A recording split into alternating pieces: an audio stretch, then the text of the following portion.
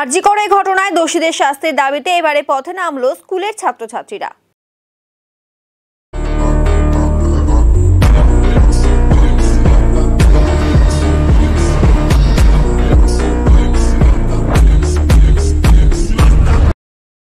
রাজগঞ্জ ব্লকের বিন্নাগুড়ি গ্রাম পঞ্চায়েতের আমবাড়ি ফালাকাটা চিন্তামোহন উচ্চ বিদ্যালয়ের ছাত্রছাত্রীরা এদিন স্কুল শেষে আরজি করের ঘটনায় দোষীদের শাস্তির দাবিতে বিশাল প্রতিবাদ মিছিল বের করে। এই প্রতিবাদ মিছিল স্কুল থেকে শুরু করে আমবাড়ি বাজার বটতলা হয়ে ফের স্কুলে এসে শেষ হয়।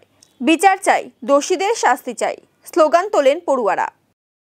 হয়েছে আরজি করে সেটা নিয়ে তো এসেছি, আর আমরা ছাত্রছাত্রীরা কেউই নিরাপদ না। সেই জন্য আজকে আমরা স্কুল শেষ করে আমাদের স্কুল থেকে ছোট ছোট ভাই বোনদেরকে নিয়ে আন্দোলনে নেমে এসেছি।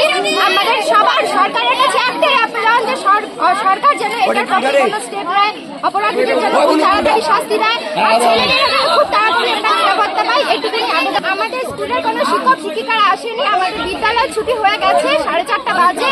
তারপরে আমরা সব ভাই বোনরা মিলে আন্দোলনে নেমে এসেছি।